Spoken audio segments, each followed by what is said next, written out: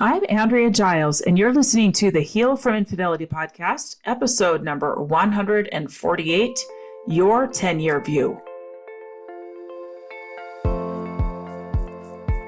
Hello, and welcome to the Heal from Infidelity podcast, where courageous women learn not only to heal from their spouse's betrayal, but to become the boldest, truest, most decisive, and confident versions of themselves ever. If you know there's more for you than the life you're currently living, but don't quite know how to get there, you are in the right place. Stick around to learn how to create a life that will knock your own socks off. Is it possible? It is, and I'm here to show you how.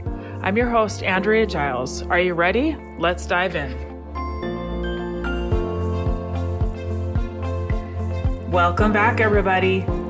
So, I'm kind of liking weekly podcasting again. It has been a long time, and it feels really good to be able to pick up the conversation from where we were last week and kind of jump back in rather than waiting for a whole other week. I hope you're enjoying it too. Today, I am going to be talking about your 10-year view. So episode 147, the last episode, was all about my 10-year view, looking back at the last 10 years since the death of my first husband.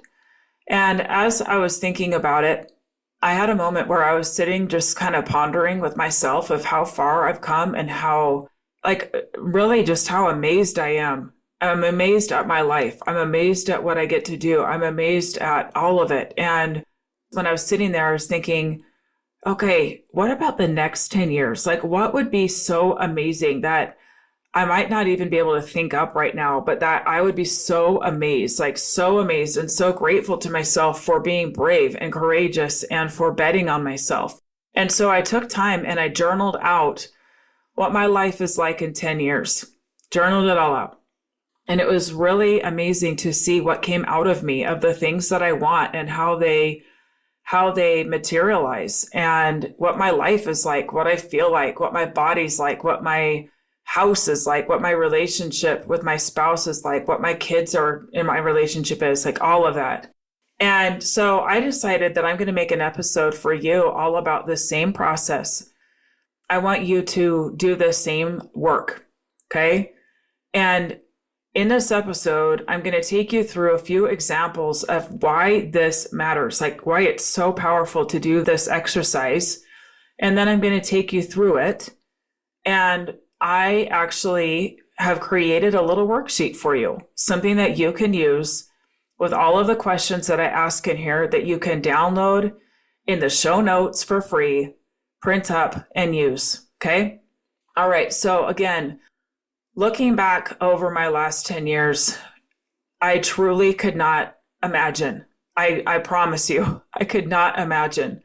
I knew I wanted to be a therapist. Even when I was really in it, I knew I had lots of people coming to me that I really had no business helping at that time because I was in it, but they saw something in me as some kind of leadership or something in how I was carrying myself that they came and asked me for help. And so I was able to help other people even when I was really neck deep. And I remember feeling this kind of knowing, Andrea, you got to get through this so you can help other people. And at that time, I really thought that would be through therapy. Found coaching, never looked back because it helped me so much, so much. So never looked back. Here I am coaching, right? But if you would have told me at that time that I would have a podcast that was ranked in the top 1% in the world, I probably would have laughed at you.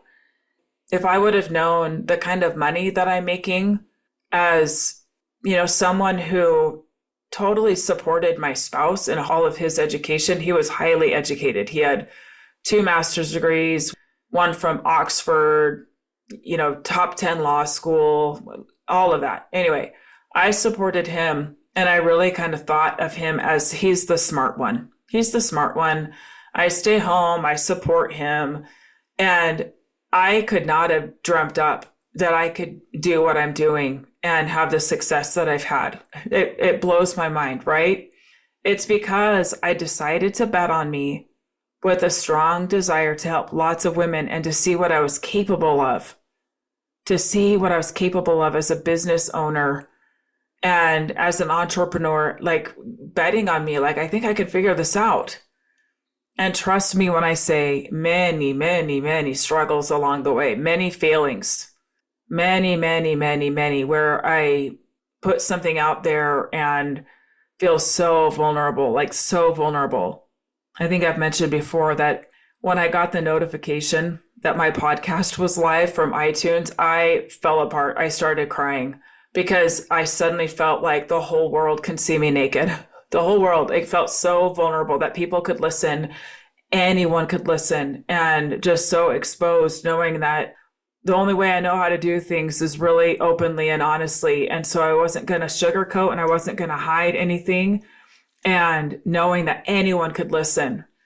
And I'm so glad I kept going. I'm so glad that I didn't let that fear lead me to just shutting the whole thing down, right? So in this episode, I'm going to walk you through getting clear on where you want to be in 10 years, what you want your life to be like in 10 years, through a series of questions and some examples, some real examples of people, okay? The examples I'm going to give are very typical of many of the clients that I work with. You will likely hear yourself in one of them. Please take the time to listen, to identify who you identify with in these examples. And then I'm going to share with you why this 10-year exercise is so effective, okay? Example number 1. You are doing pretty good. Things are pretty good. The infidelity crisis is sort of over. Like it's not as raw. It's not as urgent. And it's not brand new anymore. A couple years have passed. Okay. You're out a couple years, but it still hangs over you. It's not as urgent. You do feel that the decision has been made. In this particular example, you've decided to stay. You can see many changes in him. You can see where he is really showing up and where things are better in regards to your relationship. You know that you made it through the crisis, but it still feels kind of stale. It feels a little boring. It feels a little lackluster. You don't feel that fire that you once felt for him. You don't feel that excitement, right? You don't spend a whole lot of time together. And when you do, you don't feel deeply connected. You kind of are going through the motions. The hurt still pops up quite a bit. There are moments that come up where you remember things and it really is intrusive and annoying.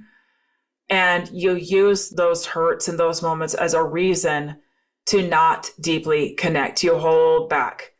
He hurt me, so I'm going to keep my distance. We're doing great, but I don't know that I'll ever give him all of me. I don't know that I ever will. Okay? That's example number 1. Example number 2, it's very urgent. It's very raw. It's very new. He says he doesn't want to leave, but he also is not all in. You have told him your bottom line of you need to end it with this person. I cannot stay if you don't. You suspect that he may be talking to her.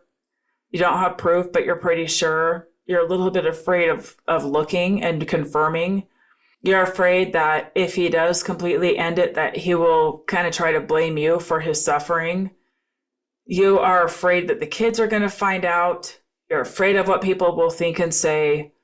So you keep it between the two of you. You have told no one else. And you feel really trapped. Really trapped. Example 3. You're already out. Okay? You're at least separated, if not divorced. You are in disbelief that he left. He left the marriage. He left. Okay? You have so many strong thoughts about that. Like, what a jerk. I can't believe we worked so hard to build so much. I personally sacrificed so much for him, for this relationship. And for what? Now he's giving all the best of him to her, the vacations, the time, the better version of him, being with her kids, taking them on trips. The pain on this is suffocating. The pain of this. It's suffocating. It eats you alive. You try dating around. You've met some cool people, but you internally just feel raw and shattered and a little bit broken. You know that you're not your best self. You know that you're not.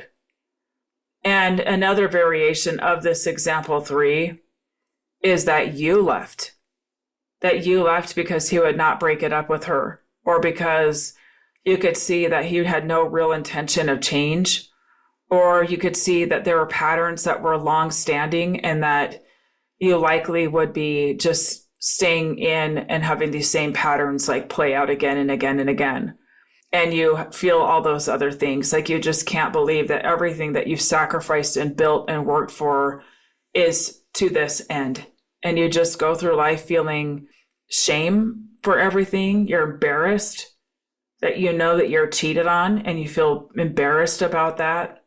You kind of hide when you're in relationships with other people. You're so afraid to really like go all in and let yourself be seen, because you're still carrying around this wet blanket of shame, of anger, of hurt, of feeling like you were kicked to the curb. It's really hurting you. Okay? All right. Now, those are our examples. One major powerful tool that can make an instant shift in your mind and body is scanning out to the future instead of going back and like trying to tear this thing apart and look at every single detail of the whole thing. Instead, we are looking into the future and looking at what's there.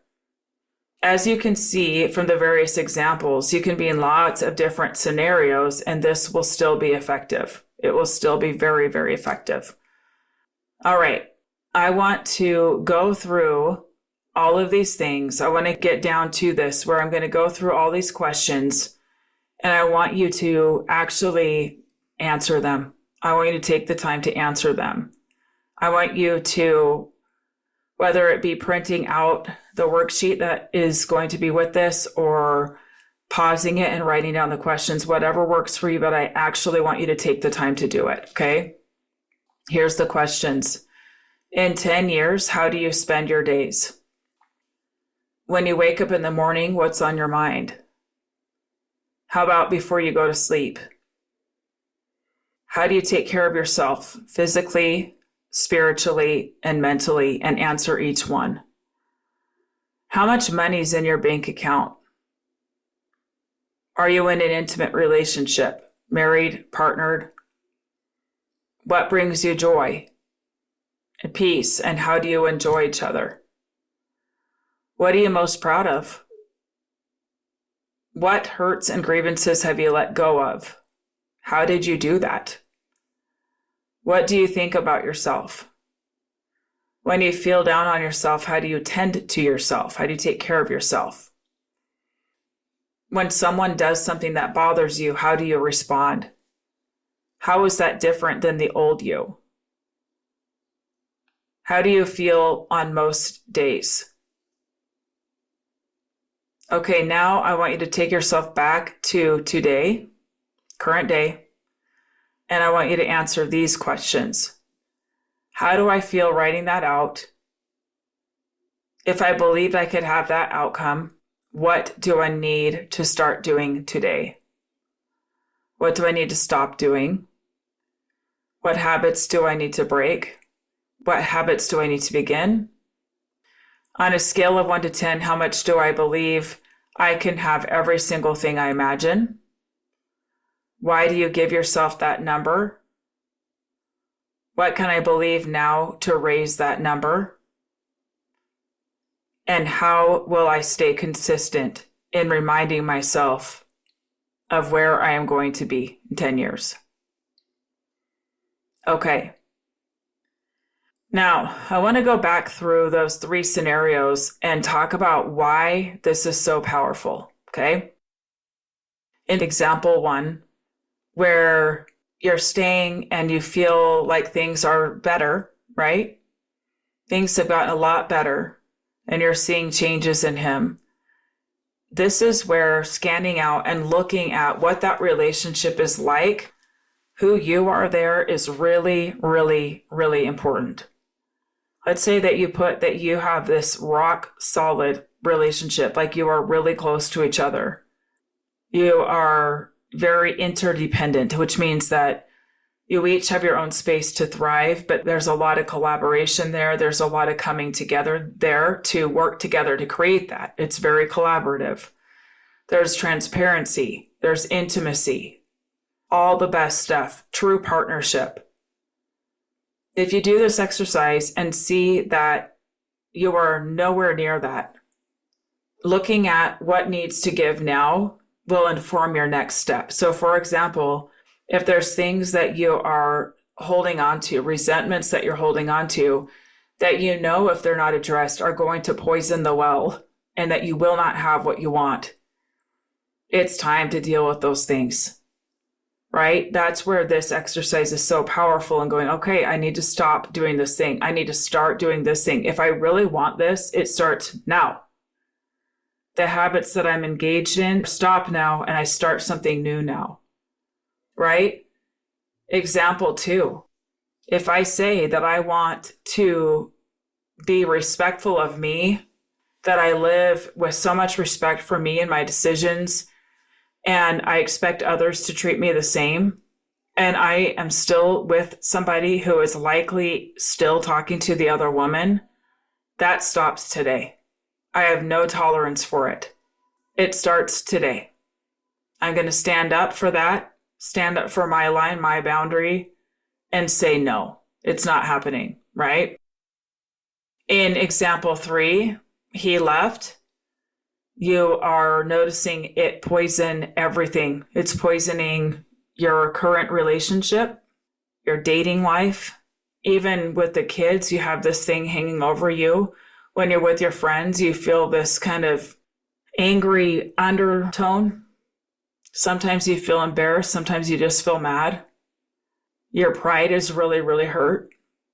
And you're scanning 10 years out where you are, again, in this super thriving relationship where you both have done so much work on yourselves and with each other to be able to hold this powerful relationship. There are things that need to go, and there are things that need to be welcomed in with open arms. So wherever you are, in whatever scenario, I want you to go through and answer these questions. I went and did this, and I want a lot. I have big things in store for myself. I want a lot. I want all the best things, and I feel that I am worthy of them and that I'm constantly growing into the person that can contain and hold all of it. The amazing relationships, amazing career where I impact lots and lots of people and make lots of money. That's in there too. Where I can break the legacy from my family of not having money. I grew up quite poor. To being able to help my children, to be able to provide in different ways that I never saw before. To be able to be an example to my 8 daughters of what they are capable of, and my sons as well. Right? This is generational stuff. You're breaking generational change, showing up in a different way, changing the way things are done. This is no small thing here. This work, the things that you tap into that you are meant for, it's no small thing. Take the time, write it out, feel how it feels, answer every question, choose something that's going to start moving you toward that, and get to work with all your courage, all your strength. Get a glimpse of what is in store for you. I promise you it's good. I promise you it's good. You are meant for good things. You're meant for big things. All right, my beautiful people, thank you so much for being here again. And if you want help with this, if you need help with the skill set of actually being able to stop doing certain things that you're doing and start doing other things, come and join my program. That's what we do. That's what we do. Okay? We do powerful stuff in there. If you're ready to get that kind of help, follow the show notes to where you find my program. Get on in there. All right. Take care, my beautiful friends. I'll see you next time. Bye-bye. Thank you for listening to the Heal from Infidelity podcast. If you would like to be kept in the know about upcoming free classes, new podcast episodes, and other ways of working with me, go subscribe to my weekly email. You can subscribe at andreagiles.com/lies-about-infidelity/. Again, it's andreagiles.com/lies-about-infidelity/. I will see you next time.